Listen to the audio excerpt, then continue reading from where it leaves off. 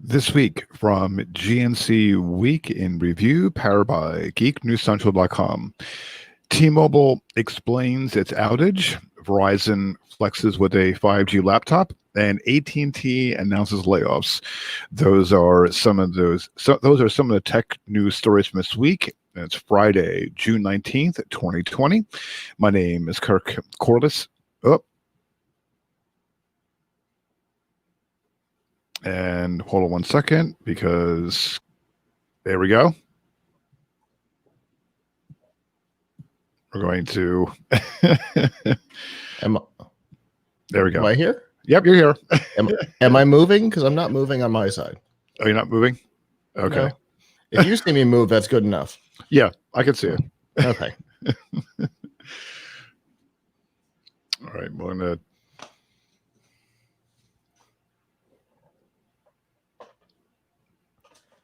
That is super weird. Oh, I'm not moving on my side at all. You are seeing me move though. Like my hands are moving right now? No, I can't see your hands. Okay.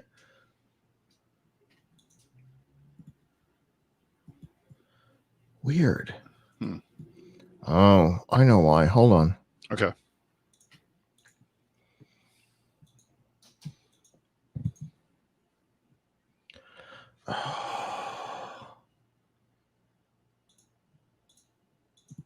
Crikey.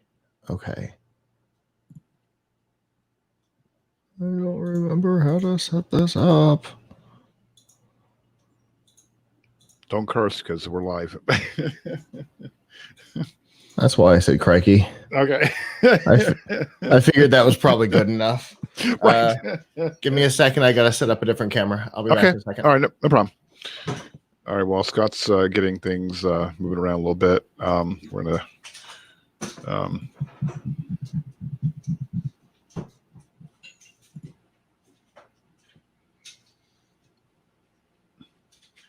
get the...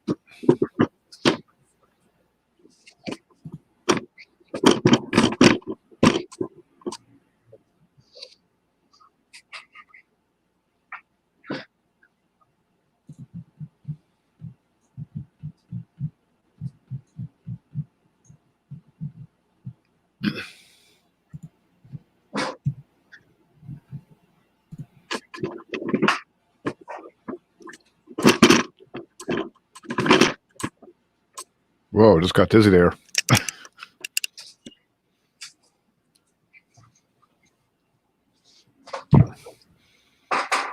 Now I can see it. Now you're moving.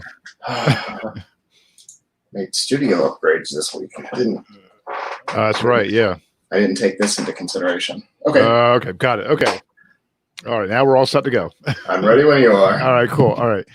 All right, here we go. All right. This week from GNC Week in Review, powered by GeekNewsCentral.com. T-Mobile explains its outage. Verizon flexes with a 5G laptop, and AT&T announces layoffs. Those are some of the tech news stories from this week. And it's Friday, June 19th, 2020. My name is Kirk Corliss, along with Scott Ertz. And this episode 62 of the GNC Week in Review podcast, part of the Tech Podcast Network. If it's tech, it's here. Thank you so much for tuning in for this week's episode. We are streaming live on Facebook.com/GNC Week in Review. Also on YouTube at GNC Week in Review, so please be sure to say hello in chat or comment. Also be sure to subscribe Also, be sure to like and subscribe to the GNC WIR channel on YouTube. If you miss a live video, that's okay. You can catch the replay later. If you are a new listener, please be sure to subscribe to podcasts where you can find in the right-hand side column at gncweekly.com, be it Apple Podcasts, Google Podcasts, your favorite podcast app for Android, or on TuneIn, Spotify, or Stitcher. You have a comment, be it on social media or email, and it all can be found at gncweekly.com/connect.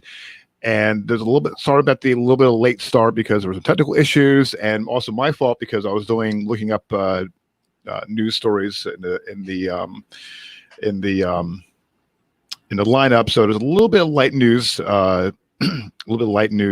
this week, but hopefully there'll be more news popping up. Apple WWDC is coming up next week, so I'm just going to hear about that. What else? What else is going on this week? I think that's it. I think that's going to be the big one because I suspect that we're going to see talk of the transition of the MacBook from Intel to ARM. Right. Which is a big deal. Mm-hmm. Yeah, so I'm going to keep a close eye, and I think it's on the 20. It's on this upcoming Monday, right? Or Monday? I think I saw. Actually, because I had it in the when I did the show last week. I'll find it later. But if it's on the back of the last week's episode, I have the information, all the in the show notes on that. So I think it's Monday or Tuesday. I think the 22nd. Yeah, it's Monday. Oh, it's Monday. Okay, cool. I was right. Okay, cool. All right. Nonetheless, we're going to jump in with tech news from this week. Now, top story this week. Now, if you all know that this past Monday, T-Mobile's voice and text messaging service were all down all evening, with the outage stretching for over 12 hours. Now, its president of technology, Neville Ray, has given some explanation of what happened and what the company says it's doing to keep it from happening again. He tweeted on Twitter, quote, "I want to be fully transparent about what happened yesterday with our network. We did not meet our own bar for excellence. We have taken the necessary steps to avoid reoccurrence and truly apologize for any inconvenience we created." And there's a link to the post on Twitter. Apparently, contrary reports from some Twitter accounts or trending hashtags, the company didn't cite any DDoS attack or other nefarious behavior as a reason of the problem. Specifically, a fiber circuit owned by another provider somewhere in the southeastern United States failed, and their redundant features that were supposed to help manage the situation instead of create a traffic storm of their own that overwhelmed the capacity of the network that handles voice over LTE calls. And apparently the FCC is not too happy about it either. Interesting. Mm-hmm. Possibly because it ended up cascading, and it wasn't just T-Mobile that went down. Right. Everybody went down. And then on top of it, Facebook Messenger was down for a while, and I read there were other services that were down. Twitch had outages, all because of this. All because of this one backbone that choked. So it was a domino effect. That wow. So the T-Mobile calls tried to move to other networks as T-Mobile kept getting dead circuit messages. They'd try to roam onto other networks, and that overwhelmed the other networks. Okay. So here in Florida, Sprint wasn't able to make calls. I was trying to get a hold of my mother, and so I tried to call from my Sprint phone to her T-Mobile phone, trying to figure out what was going on. And I got a dead circuit. And then I called from my AT&T phone to her T-Mobile phone, and I got a number can't be reached. Oh wow!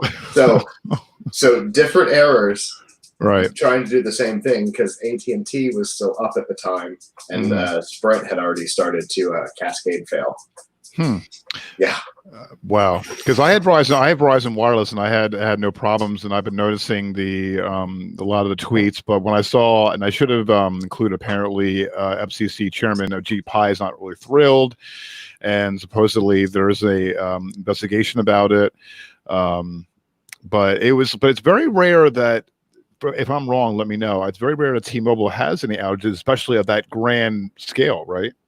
Yeah, other than this kind of like everybody goes down, right? Because there have been issues where all the networks where we've had big outages of everything. And that's kind of the only time in reality, other than the Verizon network failing during the California fires, but that wasn't their fault. Right. None of the networks really have this kind of massive news making outages, unless all of them do. Right. You know, unless there's some big thing. And so in this case, for T-Mobile to have kind of started the cascade on the mobile networks is very unusual. Yeah, and it was blown up. It was really blown up a lot on Twitter, and basically I saw on the tweet on Twitter from T-Mobile's corporate, you know, they're looking into it, and then they're looking into it, and then I saw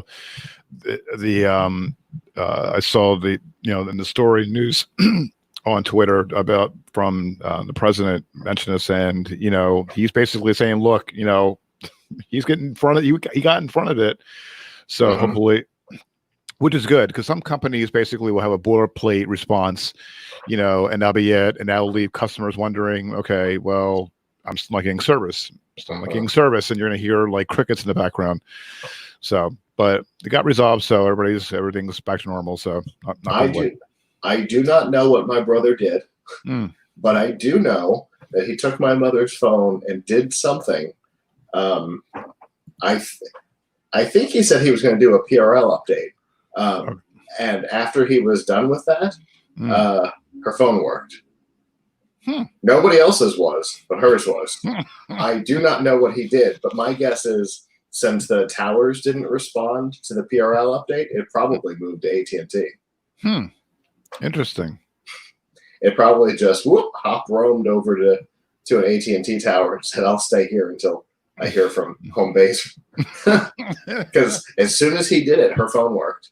No kidding. Yeah.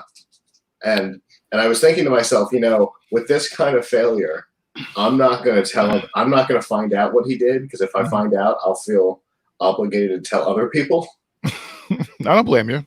And right now, I want her phone to work, and I don't want to overwhelm AT&T or wherever it went. I'm not going to say anything. Right. Well, I'm glad things got back to normal, and I think it came from what I saw late in the afternoon, or I'm sorry, late in the evening. I think actually when I was prepping for Todd's show on Monday, I think it didn't go back on until like late after 8 o'clock Eastern. I think something like that. So, but when I saw that, it was like, and that grander scale was incredible. So, so hopefully it's pretty unusual. Yeah. Hopefully, well, things will, knock on wood, things are back to normal. All right, next up in the news, Lenovo's first, and when I saw this, and I'm going to explain why in a little bit. Lenovo's first 5G capable PC is ready to ship. This was announced back at CES in January. The 1400 Flex 5G is on Verizon's website right now, making it the first time a U.S. carrier is selling a laptop capable of tapping it into 5G wireless networks. The 2-in-1 computer features a 14-inch full HD touchscreen display, weighs just under 3 pounds, and runs Windows 10 off of Qualcomm's 8CX computing platform with 8 gigs of RAM and 256 gigabyte of storage. As with other Lenovo PCs, the Flex 5G can use a traditional laptop or with the screen folded all the way to become a tablet. Other specs, 720p HD webcam with infrared for logging in through Windows Hello, 2 USB 3.1 Type-C ports, as well as a 3.5 millimeter headphone jack. Lenovo claims, Lenovo claims that the PC is capable of getting 24 hours of battery life on a single charge. Bluetooth 5.0 is available, but there's no support for the new Wi-Fi 6 standard. Also, a 1-year subscription to Microsoft 365 Personal, which includes Microsoft Office and 1 terabyte of OneDrive cloud storage included with each Flex 5G purchase of either Lenovo.com or Verizon. Couple things I saw this and I'm like, wow, multiple ports, and I think I saw there was an HDMI port on this as well. Mm-hmm. I'm like, when I looked at this, I'm like, I'm surprised that the Lenovo came out with this. And second of all, this is like my laptop. This is a laptop that I would purchase. If I didn't get if I didn't get this my Dell XPS 13, I would have jumped on it. I mean, this is like golden, and it's it's. So there's one important thing to note with this. Yes, almost everything here sounds great, except there's a but. It is not running a standard x64 processor. It is running an ARM processor, which means it's running the Windows 10 on ARM, which means if you're using Windows 10 apps, everything will run beautifully. If you are running Win32 apps, standard desktop apps, they run in a sandboxed emulator. Okay. Can they you run slow? Really? Okay. That was my question. So how does that? So the processor? Okay. Yeah. So okay. The ARM processor. So this is not the only computer of this concept. It is the first 5G computer of this concept. It's the first FCC approved 5G laptop. Period. It's not just Lenovo's first. It is the first FCC approved. Which is important. So this is a consumer. I mean, it's a final product, but it is a consumer prototype, which is important to remember. You will be testing a 5G laptop because it's the first one approved by the FCC. But it's a pretty generic concept, right? We know 5G and a Qualcomm chip is pretty standard. If you've got an Android phone, you've probably, if you've got a 5G Android phone, this is probably what you have. So it's not that big of a deal. But Windows 10 on ARM can be chunky. The original Edge browser is a Windows Store app, so it runs fine. The new Chromium Edge now supports Windows on ARM natively. So your browsers are going to be native. Anything that's a UWP app out of the Windows 10, out of the Microsoft Store, is going to run native for ARM. But if you're going to standard desktop apps, if you want to run something like Inkscape, if you want to run an Adobe Suite product, those are all going to run in a sandbox, and they are chunky. Avram has done lots of tests on Windows 10 on ARM. I think he has had his hands on every laptop so far that has run Win 10 on ARM, and so they be chunky. So would it be fair to say? And I was excited when I saw this. So is it fair to say that they should have basically bumped up the specs? With that, or actually, if they bumped the specs, including the processor, that would have probably jacked the price, wouldn't it? Well, so there's a trade-off that has to be made. If you want the what is called the always-on PC, which is what this is. Right. It's got cellular built in. It's got Wi-Fi built in. When you open it, it's ready to go. It's getting notifications even when it's off. It works like your cell phone does. Right. And it's got 24 hours of battery life even while you're doing that. If you want all of that stuff, an Intel or an AMD processor is not going to get you there right now. Okay. They're not focused on that. They're focused on 5G. This. They're focused on a power computer, doing standard computing. Are AMD and Intel working on the concept? Yes. Has Qualcomm gotten there first? Oh yeah. Because Qualcomm's got the radio built into their processors. They've got Bluetooth, they've got 5G, they've got Wi-Fi built into their SoC, which Intel and AMD don't do. Okay. So that's how they're able to do all these features that the others don't. So it all depends on what you're trying to do. If you're traveling, doing traveling to CES and writing and things like that. They're perfect. And you're using Word, you're using the browser. You're traveling, you're using just the standard apps. You're fine. This is not going to be a creative computer. Right. This is definitely not going to be a gaming computer. Oh, absolutely not. No.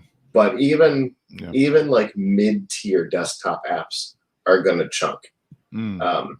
Even Slack is going to chunk a little bit because Slack is a desktop app. So there's ups and downs. This is not for everybody. That's the important thing. This is a traveler's computer. So basically, from looks of it, it would be and it's not a work-related computing machine. So basically, in a sense, it's kind of like a Chromebook, basically. In a sense, it's a little more than a Chromebook, but not by too much. Right. Well, because it can run desktop apps. It doesn't do it great. Well, but it can do it, which the Chromebooks, work within their ecosystem. With this, you do have the entirety of the Windows history. You've got 30 years worth of Windows apps that theoretically can run on this. Okay. But, well, I wouldn't. Well, I wouldn't say Chromebook-ish, but I mean like esque as far as like just it's very limited to what it can do, and I think that, and again, I didn't even know that. I'm thinking like, there's other companies, again, Dell and Asus, or but when I saw Lenovo, they're not really like. I mean, they're a big company, but I'm thinking that, like again. There's other companies that will have a lot of pull and will really, put a lot of better components in it. Yeah, Lenovo has two things going for it that kind of led to them being the first ones there. Lenovo is very focused on business. They don't do a whole lot of focusing on consumer stuff. They're definitely a business brand. So this being kind of a business traveler's laptop makes sense for them. Plus, they're not afraid to do weird things. Lenovo still has the eraser head mouse pointer. You know what I mean? Lenovo's not afraid to do weird stuff. Yeah. They released a Bluetooth keyboard with the eraser head. So, as Lenovo's not afraid to do weird things. So that's probably why we saw this first, in fairness. Right. I know that Dell has one of these in the works as well. So, they're not the only ones, but they're definitely the first. Well, I give them a lot of kudos because, I mean, I would love to, because I saw this, I'm looking at it, but then hindsight is 2020, because I'm like, but I'm thinking, man, if they put a little more, better processor, maybe, I would pick one up, if they added more things to it, and, I would definitely, see them, but I just didn't really, but I was kind of curious, that this kind of made the news, and and seeing that, and Verizon, is all in with it. So, but of course with 5G, it's, 5G is very limited because it's only available in, like, from what I understand, about 10 states now. And New Jersey's not getting it yet. I don't understand. I want to get it here. But, c'est la vie. In fairness, I don't think it's 5G exclusive. I think it'll run on LTE as well. Yes, it will. Yeah, it will. So, it will run. Yeah, it'll run on. It'll run if you're not on 5G in whatever state you live in the US anyway, it'll go to 4G. So, but I'm just kind of, I like to see, hopefully if Dell comes out with one, and you say they are, and it's in the works, I'm definitely gonna keep an eye on it and save my pennies. It's definitely an up and coming concept. We're gonna see more. We're gonna see more of these. If Computex hadn't been canceled, my guess is that Avram would have come back with photos of dozens of them. from Computex this year. Whatever the digital version of Computex is this year, right? We will still see probably dozens of this concept. The always on is something that Microsoft and Qualcomm have worked very hard to produce. And you know, the what is it, the 8CX processor, which is what this thing runs on, is way better than anything else that Win 10 on ARM has ever run on. And we've heard good things about the performance compared to, you know, the Samsung ones, the ones that we've seen in the past. So it's definitely a step up from the past, and adding the 5G, I think, is really going to have a good target for certain demos. Okay, cool. Well, I like to see. I know hopefully when he comes on or and reports on in Tom's guide, I will Tom's hardware. I like to see what happens. I'm interested on what's coming out this year, or next year. Kind of cool. All right, cool. All right, next in the news, AT&T will lay off more than 3,400 technicians and clerical workers, along with managers and executives. This is from the Communications Workers of America, which represents some employees. The company confirmed it would make cuts, but didn't specify the number of jobs. AT&T told Axios in a statement, quote, "We'll be eliminating more non-payroll workers, the vast majority of which are outside the United States, than we are managers or union represented employees. It'll offer laid off workers severance pay and up to 6 months of her healthcare coverage."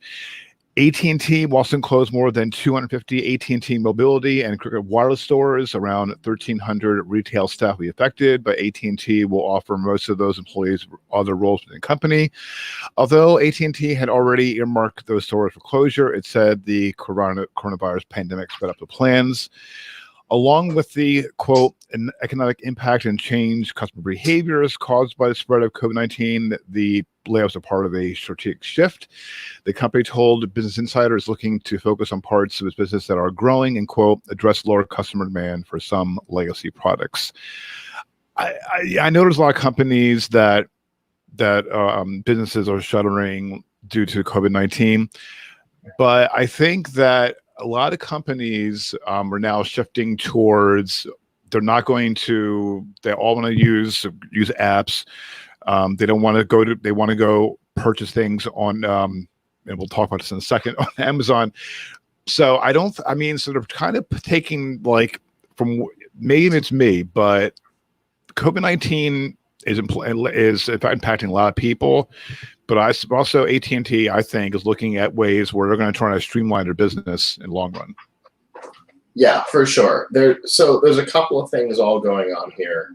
AT&T as a company has taken on a lot of debt in the last 18 months with the purchase of Warner Media. What was it? I guess a little more than 18 months. What was it? 2.5 years ago, they bought DirecTV. Right. They've taken on a ton of debt, and some parts of the business are doing better than others. They also ended up purchasing the franchising agreements for a number of retail stores. So that ended up with formerly authorized retailers becoming corporate stores, and then now you've got 2 stores within shouting distance of each other, and that's silly. We're going to see something similar. T-Mobile's going to make a similar announcement here soon. Now that they've got all the Sprint stores too, we'll see a similar announcement on the retail side from T-Mobile probably in the next 4 to 6 weeks, is my guess. But they've got a lot of debt, and they've got to deal with it. And sometimes. They've made a lot of purchases. They never really reconciled the redundancies with when they purchased Cricket compared to AO Wireless, which was their in-house prepaid company. And when they merged those, they didn't really reconcile the redundancies real well. So I think now that there's all this debt and they've had downtime, for the executives, I think they've looked and gone, all right, so we've got these Cricket stores that are way too close together because one used to be an AO and one used to be a Cricket. Let's get rid of one. We bought some of the franchisees out, so now we've got these AT&T stores that are too close together. Let's get rid of one. We've got executives that and management that were with AO, and we've got executives and management that were with Cricket, both kind of overseeing a similar area. Well, that's redundant. Let's deal with that. I think that's where they are right now. But most of this is in response to the debt of Warner Media, is my guess. Yeah, and I was thinking about that. And I was thinking about that too. And also, they've also got a new CEO, which is exactly, and he's making an obscene amount of money as well. Which he's from the Warner side of things, not from the telecom side of things. So he's going to start running AT&T the way a media company runs, which has to be streamlined because television has about an 8% profit margin on it. It's way less than the like 22% profit margin of telecom used to be. So I think he's going to start running the company like a media company, which from the bottom line perspective, I think will be good. We'll just have to see what it means for customer service and things. And meanwhile, HBO Max is still not on Roku or Amazon Fire TV. Indeed. And both of them seem to blame the other. So that's fun. I saw press releases from Roku, I think, and AT&T both blaming the other one. Oh boy! And speaking of Roku, there's a new in the news later on a little bit. It gets better and better. All right, cool. All right, and next up in the news, Amazon, which is currently being sued for allegedly failing to protect workers from COVID-19, has unveiled a new AI tool that says will help employees follow social distancing rules. The company's quote, distance assistant combines a TV screen, depth sensors, and AI-enabled camera to track employees' movements and give them feedback in real time. When workers come closer than 6 feet to one another, circles around their feet flash red on TV, indicating to employees they should move to a safe distance apart. The devices are self-contained, meaning they can be deployed quickly when needed and moved about. Amazon compares the system to radar speed checks, which gives drivers instant feedback when they're driving. The assistants have been tested at a, quote, handful of companies' buildings. This is from Brad Porter, who's a vice president of Amazon Robotics, who mentioned this in a blog post, and also says the firm plans to roll out hundreds more to new locations in the coming weeks. Importantly, Amazon also says it'll be open sourcing technology, allowing other companies to quickly replicate and deploy these devices at a range of locations. My whole concern is, I guess common sense is when you're for 6 feet apart, do you really need someone to track you to do that? Do I know, based on the details of this lawsuit, the complainants have certainly suggested that they are the people who filed the suit kind of suggest that they're not smart enough to do it themselves, which is a fascinating claim about yourself. They've put all the onus on Amazon for them being too close to each other, which to me is bonkers. I mean, that's just silly. Right. But yeah, it's I'm not the one filing the suit. I'm not the one being sued. Right. And I'm looking, and I'm showing the. This is from The Verge. This is and this is the. If you're watching the video right now on the live stream, I mean. Sorry, I totally felt like that noise was appropriate. I mean, I just like, I'm looking at this and I'm like, I honestly, I mean, common sense tells you, I mean, also too, is that again, it's common sense, if you're 6 feet apart, and I'm going to play it. Well, there's a video here. I'm not going to put the audio on. But look at this. I mean, would you want to stand like watching people, I was like, you put your hands up, like, well, okay. You know what I mean? I mean, it's like, okay. So there's a lot of bonkers tech that has come out of this. right. And this is just one of many bonkers things to come out of this. And I can say that with confidence because I know what my company is doing in the space, which is also a little bonkers. Okay. But it's also, some of this stuff is also required by states. I know that the stuff that my company's been involved in, I haven't been. But I know the stuff that the company I work for has been involved in is because of a state requirement for one of the big companies here in Florida. Before they could reopen, they had to have this stuff all over their properties. Oh, wow. So, it's weird. There's a lot of strange tech. I find two things about this one really interesting. The first is that Amazon is going to open source the tech.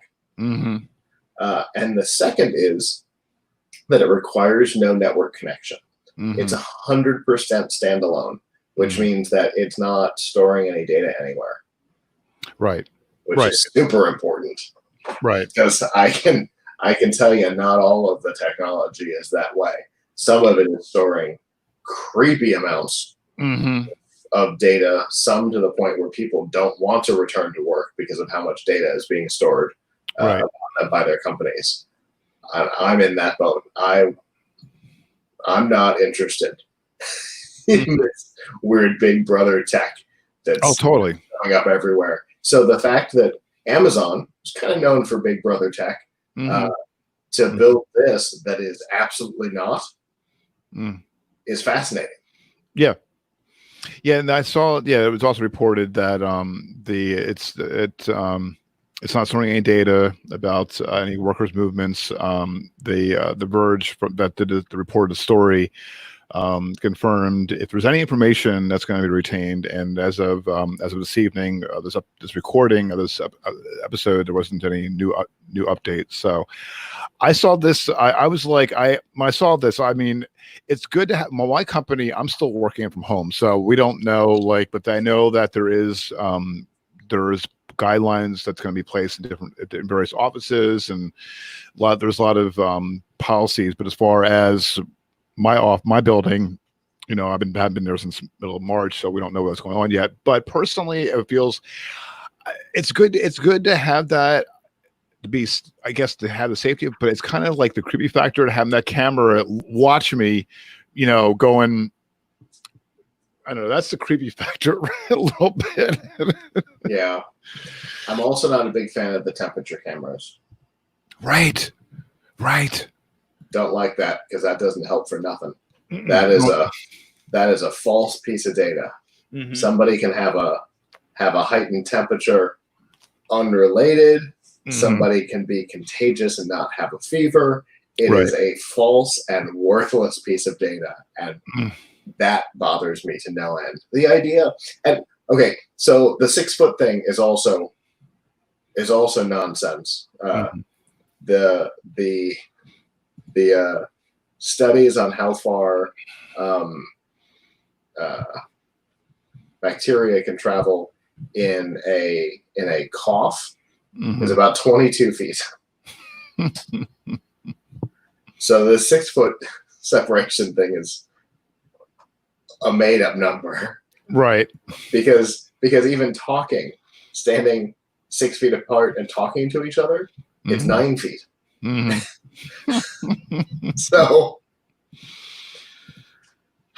But if you're in one of those places where this stuff is 100% mandatory, having California, right, is a great example because Tesla threatened to sue to reopen their plant, right? We talked about that a couple of weeks ago. Right. Yep. They're required by law to maintain the distance. And so, every little bit you can have to encourage compliance. Yeah, if something like it's a TV and probably a Raspberry Pi, that's my guess. And what's the cost on that? You can get a 32-inch TV for what, $119, and you can get a Raspberry Pi for 25. So if you do that, and you've got to have the camera. So I think the Raspberry Pi cameras start at $10. So for $150, you can add a level of compliance to keep the state off your back. Possibly worth it. It may just be a feel-good thing here, but if it keeps the state off your back, win. Yeah, that's true. And it's open source, right? Which means you're not paying on top of it for software and services and stuff like that. Your employees don't have to feel creeped out by it trying to store data on them. Is it silly? Yes. Is it the best case scenario for dealing with the silly? Probably. Yeah. And I think that it's like you said, it's Big Brother tech, but but I think that I think again, for me, it's a little bit, it's going to help in some way. Great. But the whole thing about the privacy, and where my data, and like where your data is going, there's that little bit of a, but since this is all standalone, I'm way more comfortable on this one than I would be on something else. Good point. Yeah, I see that. I see that. So hopefully, well, again, like I said, common sense. If I'm going to be like 6 feet away, make sure I should get like a measuring tape. It's the guy that has the pool noodles that he wears on his hat. Right. That one's my favorite. Yep. So that I think I should use one from now on.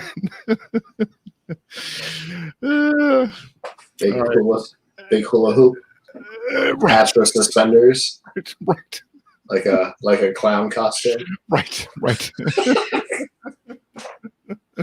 That'll be awesome. Just imagine seeing. Oh, I think that'd be great. Or like, and just have those big paddle shoes, or the clown shoes. Yeah. All right, very good. All right, I'm speaking of the pandemic, and a lot of people are working from home and using internet. Comcast is making its public Wi-Fi hotspots free to anyone for the remainder of 2020. In March, Comcast made its 1.5 million public hotspots free to all, even non-Xfinity internet subscribers. The offer was set to expire after 60 days, but now the hotspots remain free for another 6 months. Dana Strong, president of Xfinity Consumer Services, says in a statement, quote, "We saw a huge jump in usage after we opened up our public hotspots, and we're excited to keep them open through the end of the year as the nation begins taking steps to reopen." According to Comcast, hundreds of thousands of non-Xfinity customers have taken advantage of their free hotspots. Last month, Senators Cory Booker, Kamala Harris, and Ron Wyden urged Comcast to make all of its Wi-Fi hotspots, including Xfinity customers' routers, open to students who don't have internet access at home. So I think this is great. And also Comcast also offering its Internet Essential program free for new users for 60 days, but also set to expire. They shared that it will continue to provide 60 days of free service to new Internet Essential customers through the end of the year. So I think that's awesome on Comcast's part. Just I'm sorry. They want. I want to read this again. Last month, Senators Cory Booker, Kamala Harris, and Ron Wyden urged Comcast to make all of its Wi-Fi hotspots, including Xfinity customers' routers, open to students who don't have internet access. So they would want my internet to be accessible to others, and they're no, yeah, because that's when people get on and start doing illegal things, and it all tracks back to me. Nope. Okay. Absolutely not. Am I okay with the public hotspots being available to anybody, anytime? Sure. Don't care, because that all tracks back to them. But as soon as something can track back to me, and affect, and could affect my internet speed, somebody's going to jump on and start. Some student is going to jump onto my Wi-Fi and start torrenting, and now I can't do the show because my bandwidth has gone to crap. Absolutely not. You know what? That reminds me, and when you said that, because there was a story that I had. I think that I had to kill it because it was long, but it was in. I don't know if you saw this on the news where you're at. It was in, I think, was it in? I can't remember what town it was. It was a Cox customer who spent like X amount of dollars for unlimited data. He got, and what happened was apparently he spent more than the data cap. And what happened was not only did his service got throttled, his entire neighborhood got throttled. The entire neighborhood. Oof. The entire neighborhood. But Cox basically said in a statement, well, he violated terms of service and blah blah blah blah blah blah. But he clearly said that I'm spending more for extra unlimited data, or the I think it was a gig he got, 1 gig or more. Yeah, it was 1 gig. And I'm like, he not only throttled his, Cox throttled his, but the entire neighborhood. The entire neighborhood. So I can see, where we're coming from on that. And people wonder why Cox is in trouble. Right. Why are they the next acquisition target? That's why. They can't run their own business. Yeah. Oh my God. Yeah, I think it was yeah. They throttled the whole neighborhood. Can they not target his modem specifically? Did they have to go to the switch? From what from what I saw, I wish I saved it. I was gonna put it in the I think it was on last week, where it was so long, and we've been on this one news story for until for hours. But yeah, basically he reached out to Ars Technica, sent an email explicitly and showed all the emails about it and everything.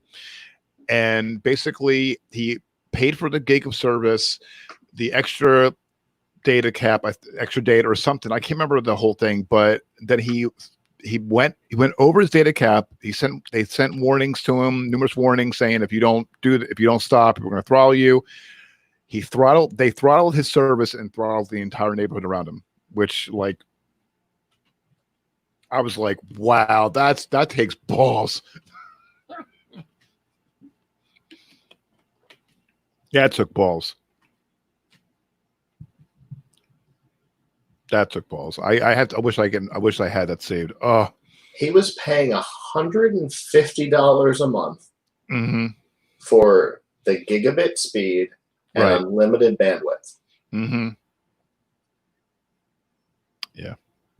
He uses 8 to 12 terabytes of data per month, which, honest to God, I'll do that this weekend. Right. Right.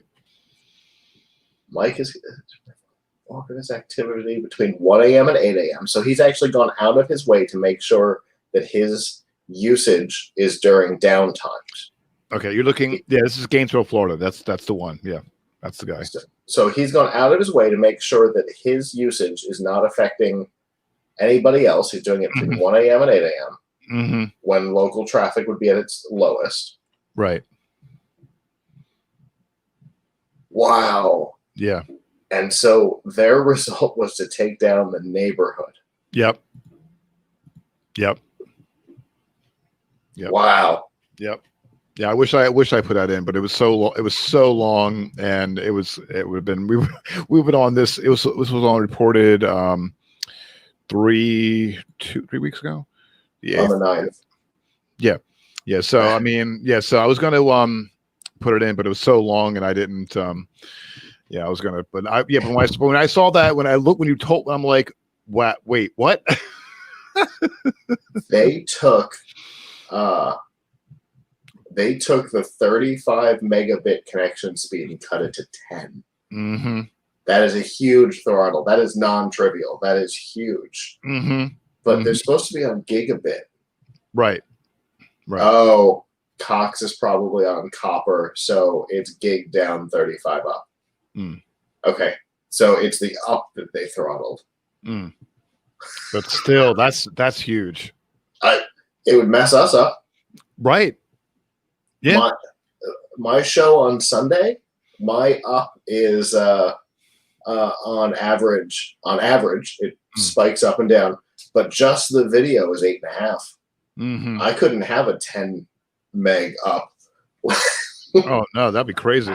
I mean, that's what they tried to make us do at CES this year. We had to go down to a single stream. Yeah,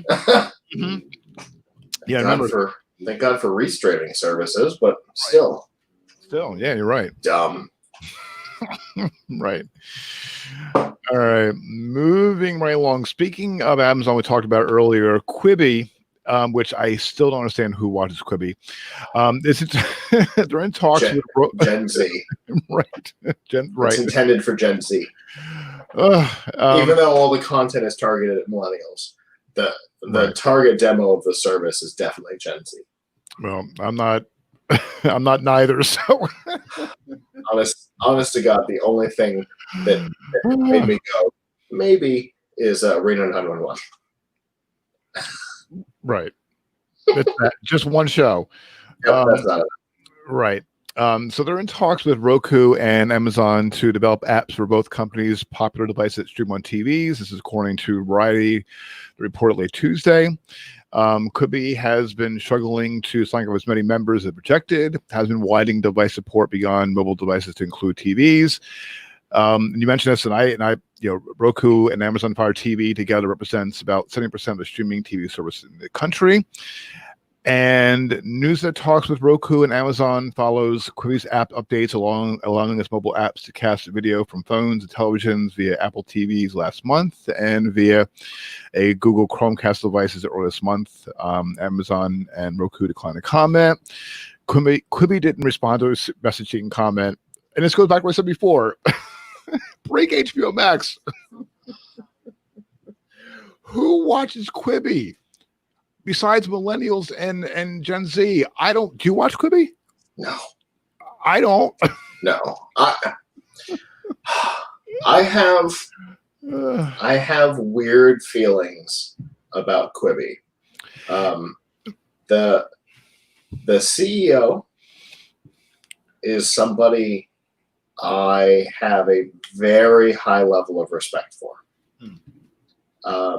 She's possibly one of the best female CEOs in the tech industry of all time.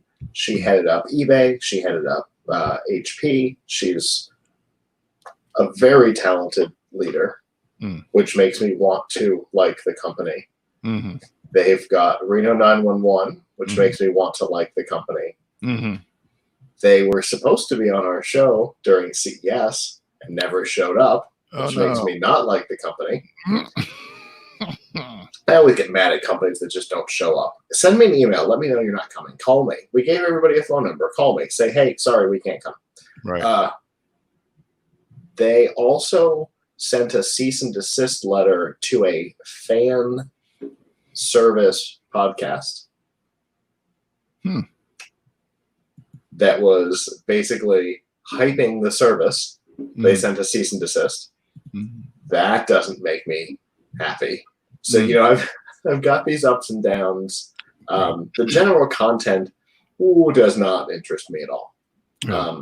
I see where it is. I understand the 10-minute or less concept. They're going after the Snapchat show audience. I get it. I'm not that audience. I don't get Snapchat. I didn't understand Vine. I don't understand. Yes, is it impressive that somebody can tell a story in 6 seconds? Yeah. Right. Do I? No. Right.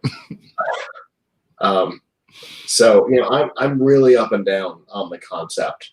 I want it to be a success for Meg. Other than that, I don't really care. Meg Griffin? Yeah. No, Okay. Meg Whitman. Meg Whitman, I'm sorry. What? Meg Griffin is Sorry. Shut up, Meg. Right. Yeah, Meg Whitman. Right. I honest to God, I only want good things for anything she's involved in.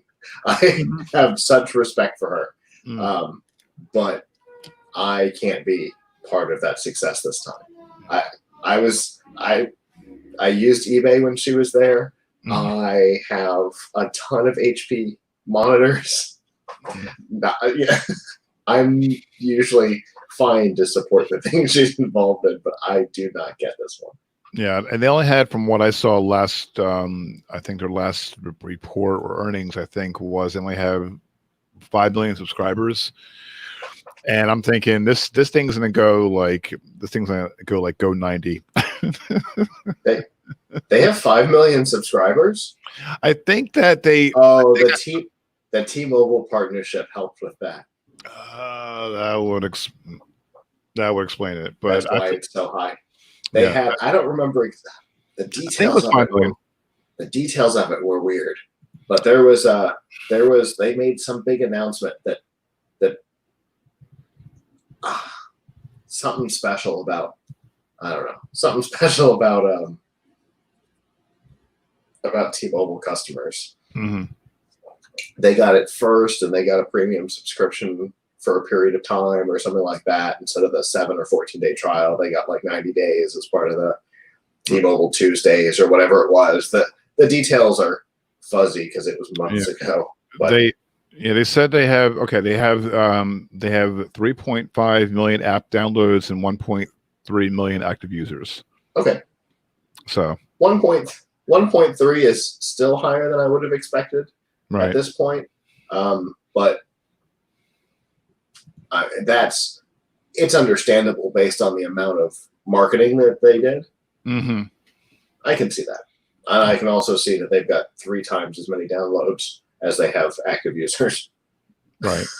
Yeah, but honestly though, it's like if they're trying to get on to they're trying to get into Roku and and it's like good gravy. I mean, honestly, they want I'm pretty sure that Roku and Amazon wants to see big numbers, and they're not going to. I don't think they're going to touch them. I don't think. I really don't. The numbers don't justify it. If they had like a lot of subscribers and what have you, then maybe. But something tells me they're not going to. But like I said, I guarantee you, mark my words.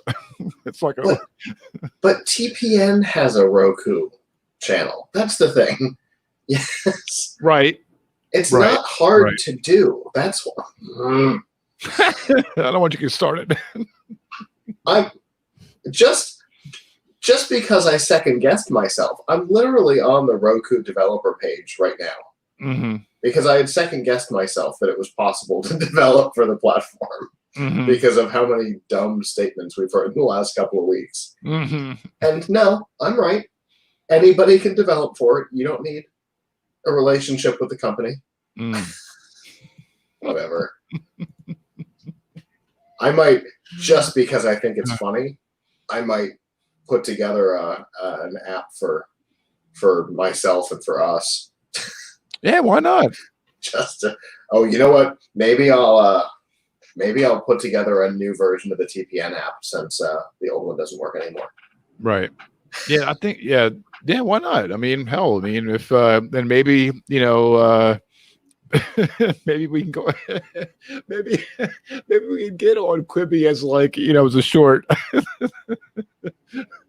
short like 3 minute. It would be pretty funny if we were able to get our app from us joking about it right now to being published in the time that they're talking about it. Right. Since I don't awesome. Since I don't have a show this weekend, I might have a project. All right. There you go. All right. Cool. All right. Very good. All right. And speaking of other video news, over on, and we're going to get this screen up. There we go. Okay. Over on CNET.com, over on what's going to come to Hulu July 2020. July 1st, there's a lot here. BBQ rig race. Okay.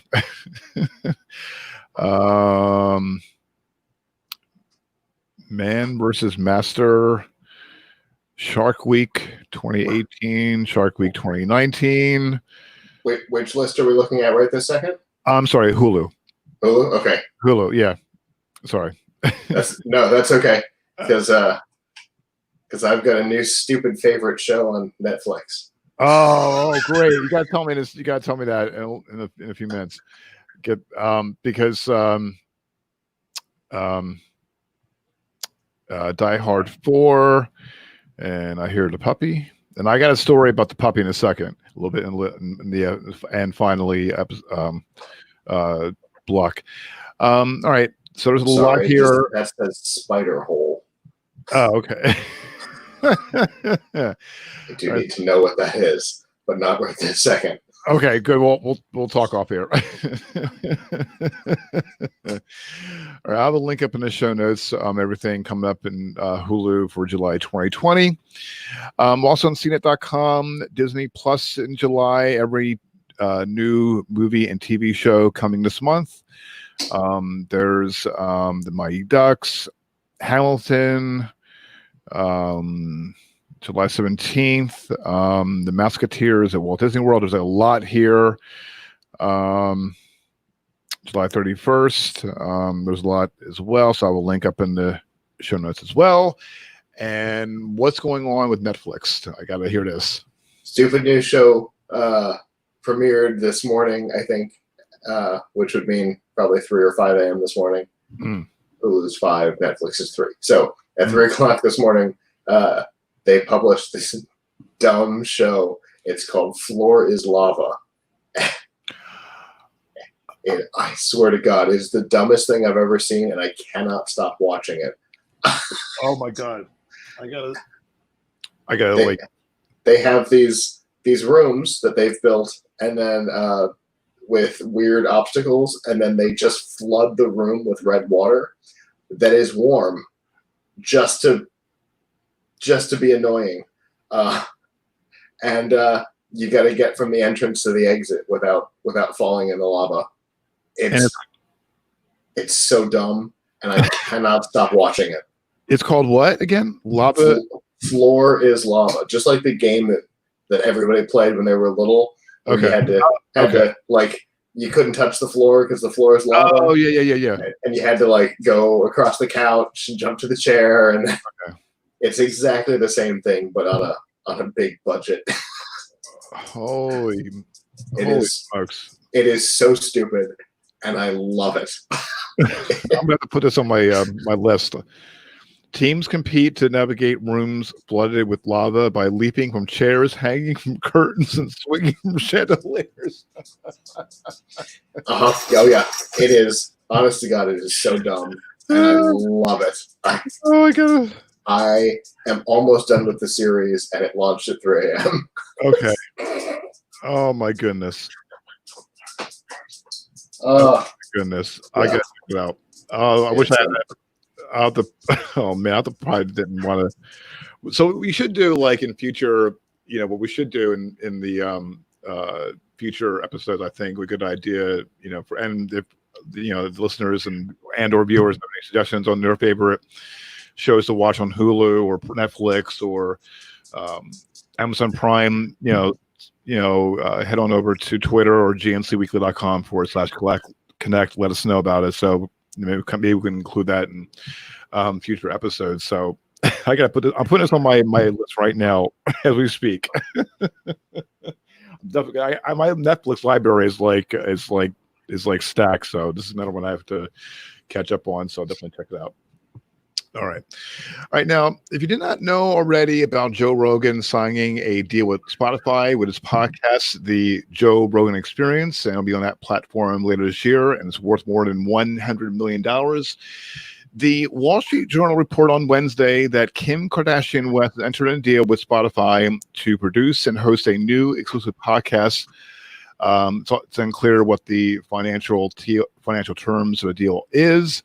The the podcast, which will be distributed under the Parcast Network Spotify acquired last year, will spotlight both her involvement as an advocate for criminal justice reform and the investigative work of co-producer Lori Rothschild and Saldi. Both will co-produce and co-host the show.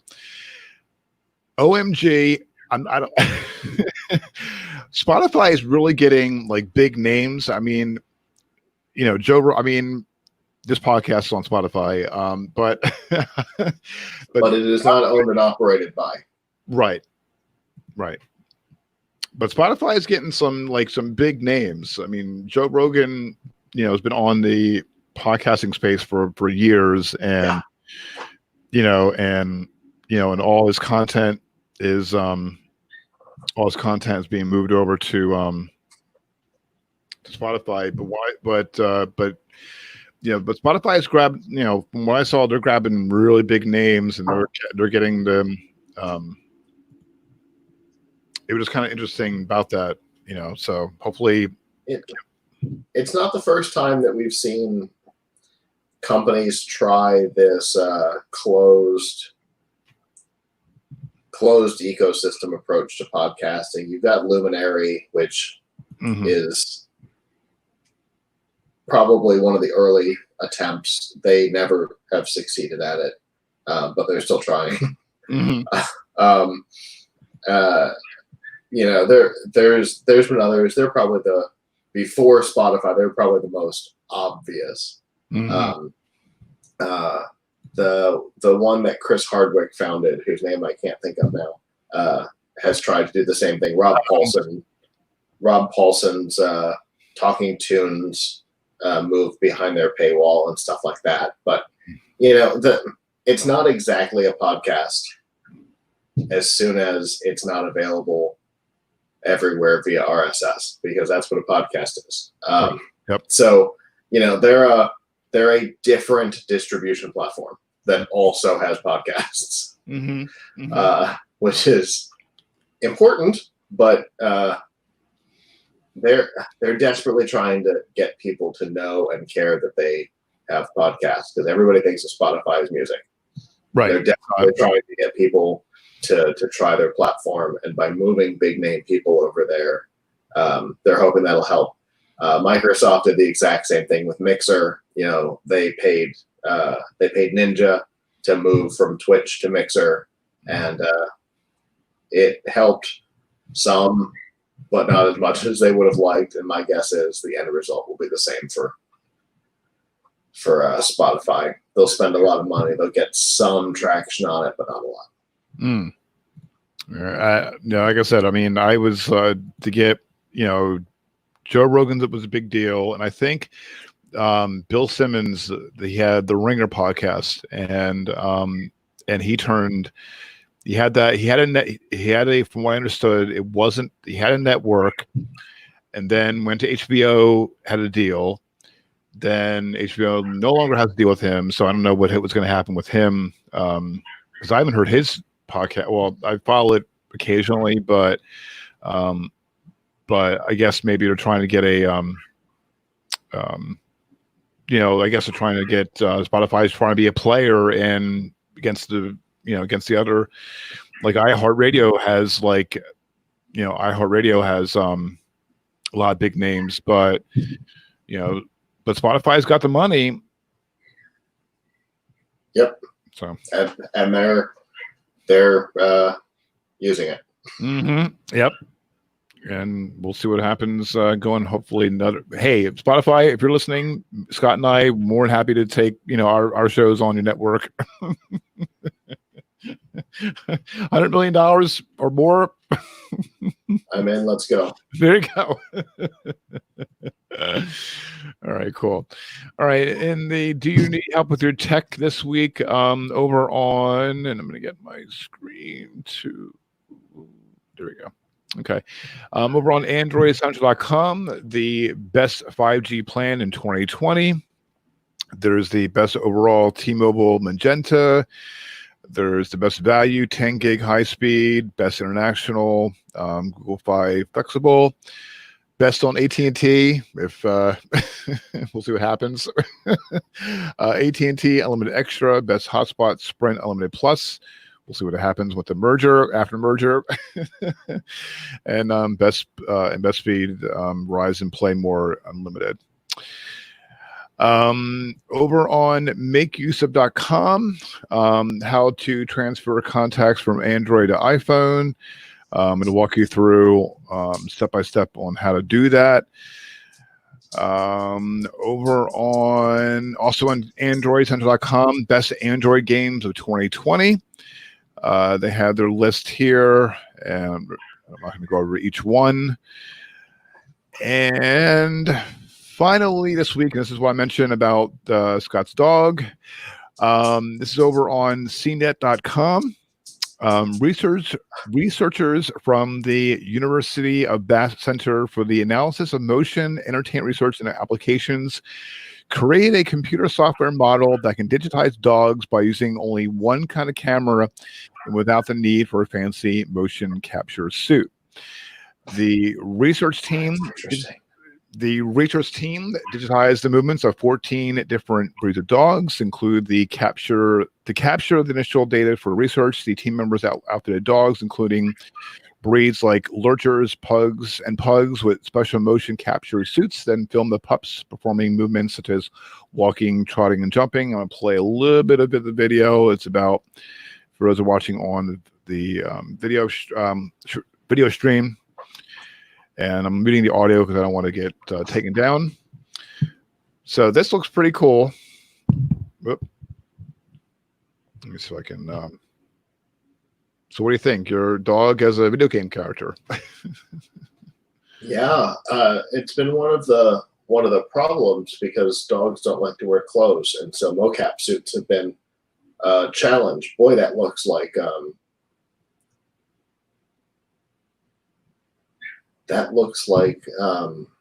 the thing that Avram and I were just talking about. Somebody built a new AI-backed Connect, essentially, and seeing the digital skeletons there reminds me very much of my work on the Connect.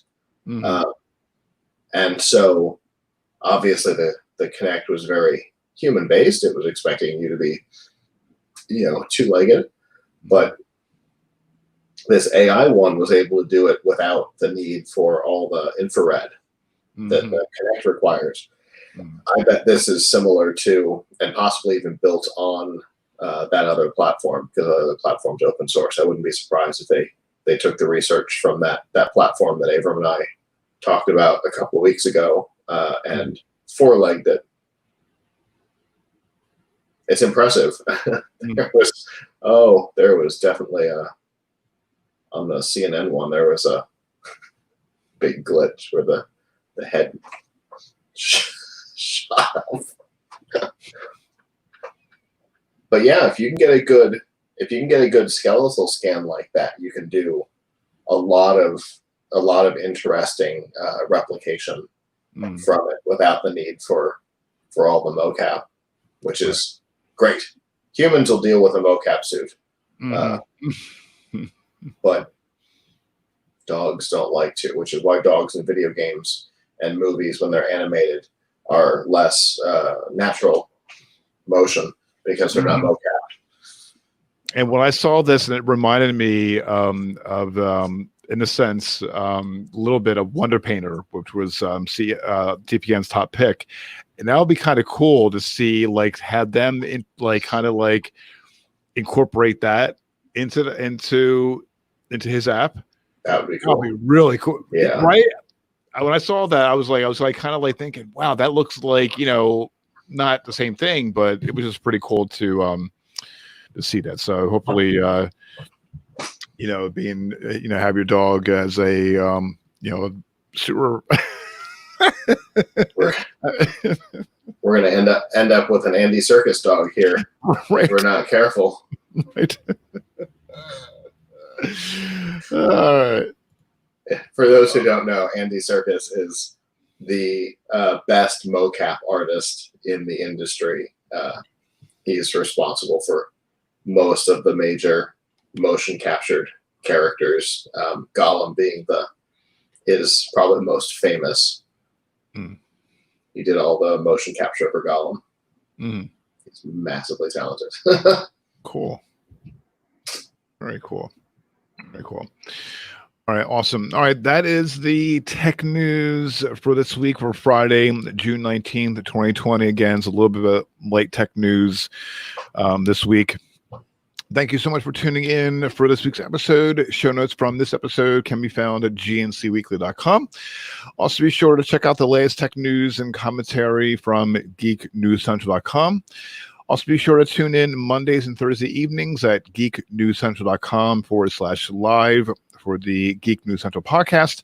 And then be sure to watch and tune in to live stream on the GNC Week in Review Facebook Live page or on YouTube's page, Friday evenings at 8 p.m. Eastern.